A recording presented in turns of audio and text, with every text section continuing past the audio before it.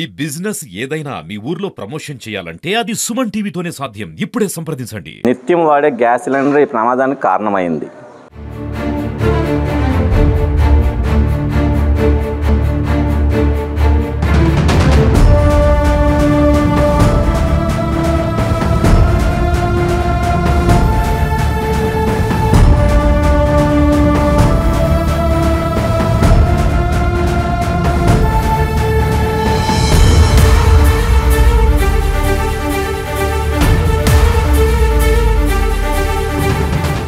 Welcome to Suman TV. నేను మీ రవి గౌడ్.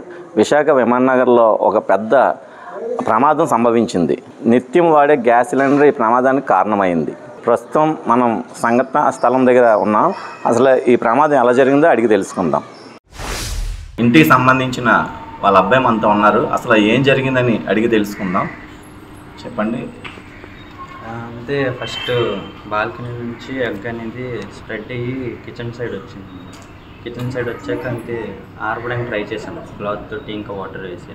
అలాగే అగ్గి ఆరకుండా స్ప్రెడ్ అయిపోయింది. మొత్తం కిచెన్ మొత్తం అగ్గి స్ప్రెడ్ అయిపోయింది. అలాగా ట్రై చేసాము అంత ఆపడానికి, అవ్వట్లేదు. తర్వాత ముందింటి వాళ్ళు వచ్చారు, హెల్ప్ చేశారు. నేబర్స్ వచ్చారు, హెల్ప్ చేశారు, కానీ అవ్వలేదు. తర్వాత అప్పటికి ఫ్రిడ్జ్ దగ్గర అగ్గి రాకన్నా ఫ్రిడ్జ్ అనేది కొంచెం మూవ్ చేసి హాల్ సైడ్ తెచ్చాము.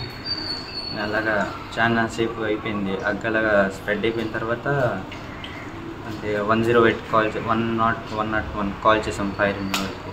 వాళ్ళు వస్తారన్నారు 10 మినిట్స్లో 15 మినిట్స్ మర్రిపాలెంలో ఉన్నాము వచ్చేస్తామన్నారు, కానీ లేట్ అయిపోయింది. వాళ్ళు ఒక 50 మినిట్స్ 40 మినిట్స్ అలా లేట్ వచ్చారు.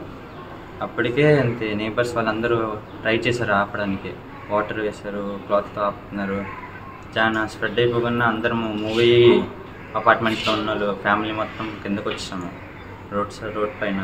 నెక్స్ట్ తర్వాత ఏంటి, సిలిండర్ అనేది హాఫ్ అన్ అవర్ తర్వాత బ్లాస్ట్ అయిపోయింది.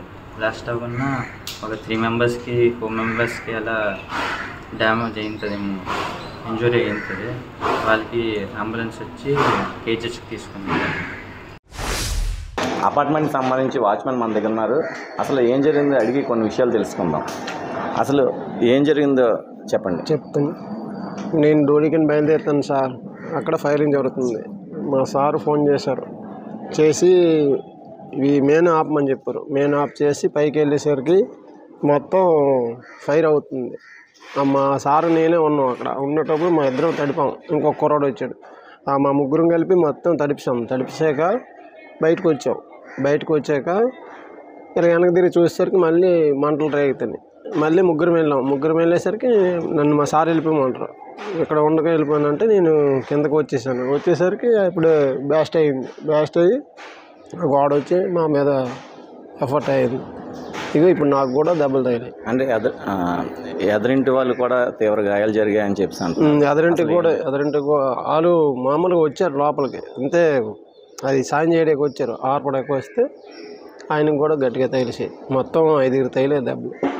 అంటే పక్కింటి ఫ్లాట్లో వాళ్ళు పై ఇంటి వాళ్ళు వచ్చారు, ట్రై చేశారు. అంటే వాళ్ళకి ఎటువంటి గాయాలు జరిగాయి చెప్పండి. వాళ్ళకి కూడా కొద్దిగా సీరియస్గా ఉంది హాస్పిటల్లో. అది అసలు ఎందువల్ల జరిగింది అనుకుంటున్నాం?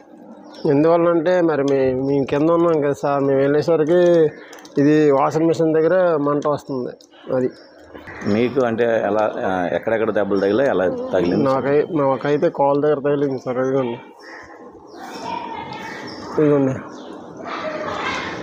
వస్తుంది, మొత్తం నడలేకపోతుంది. ఇప్పటికైనా ఆడవాళ్ళు వంట చేసేటప్పుడు జాగ్రత్తగా పైపులు ఎలా ఉన్నాయి, వంట గ్యాస్ ఎలా ఉందని చెక్ చేసుకొని మనం ప్రతిరోజు చేసే వంట కానీ సిలిండర్లు కానీ చెక్ చేస్తూ మనం ఉంటే ఇటువంటి ప్రమాదాలు జరగకుండా ఉంటాయి. మరిన్ని లేటెస్ట్ అప్డేట్స్ కోసం చూస్తూ ఉండండి సుమన్ టీవీ.